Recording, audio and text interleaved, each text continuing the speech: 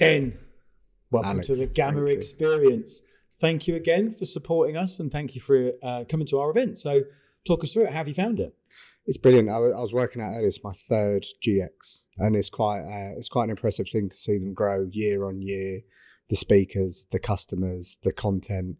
It's always an event that I look forward to. It's always an event I encourage my peers to come along to watch unfold. For me, as I was walking from the station this morning, I walked around the corner and there's the Gamma flags waving pretty much outside Parliament. It's quite a sight. We tried to get sight them to see as well. Yeah. They wouldn't allow us. Oh, shame. But honestly, it's such a great event. Obviously, love being able to contribute to this over the last 3 years, and just love watching Gamma go from strength to strength and meeting the purple dog. We'll ask you to name it shortly. But so then, when I think about the journey that we've been on, I mean, we've really been leaning into the whole enablement around that whole Amazon Connect ecosystem. I'm going to take you to the world of Epic CX, because that's what it's really about for me. Yeah. It's about how do you stop that customer churn? How do you get engaged customers that allows you to drive the business forward and get that top line growth? What does Epic CX mean to AWS? Customer experience for us is a priority. If you look at the Amazon business and Amazon retail, we're a leader in customer experience. And within AWS, I have the privilege of looking after customer experience partnerships and customer experience services such as Amazon Connect. And it's nice to watch the two worlds bleed together. So and I think you made a beautiful analogy during your day's presentation. You're drinking your own champagne. And that's something I love to see us doing as well. For me, it's being able to give customers the ability to differentiate their customer experiences, but also make it attainable, and not just forget that technology is only a part of this play. So customer experience and customer centricity is people, process, and technology. And you guys have got a nice blend across the component elements that make this up.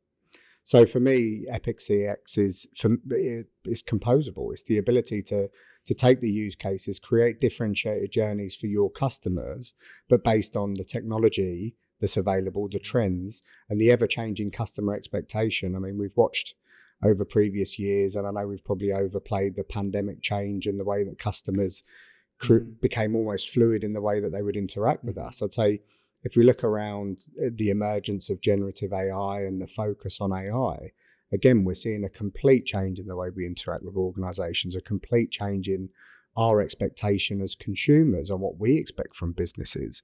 And we're sat on the other side of the fence trying to help customers support, or businesses support their customers in differentiating those journeys. So we're getting to see our own good work and sometimes not great experiences. But Epic CX for me is the ability to be able to differentiate a journey from anywhere. And make someone feel like they're getting everything they need, whether they be at home, in the office, interacting over the app, calling the contact center, web chat, conversational AI. These are all just parts of everyday customer experience for us now. AWS has always prided itself in its approach to partners and partnerships. I guess in many respects, you probably really lean into the whole concept of being good together. How important are partners like Gamma to AWS, and what value do they bring you?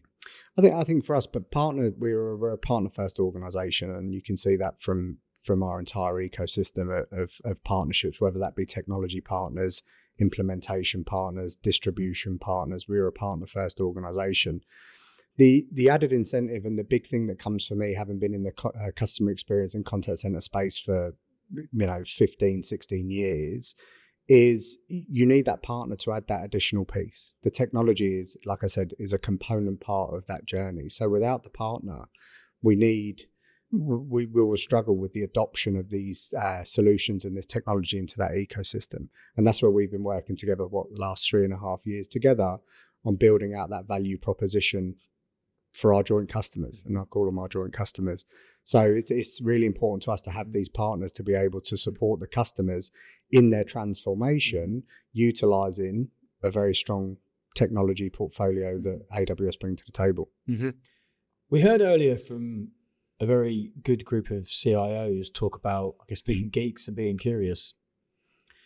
I mean, that resonates to me when I think about what we do with your technology and your platform, because quite frankly, the kind of the ideation, the kind of build it, not necessarily just build it, but how do you co-create that unique vision of the future with the customer. So I'm sure you must lean into that whole concept of being curious and about being a geek as well. I think everyone's got an inner geek in them, haven't they? Yeah.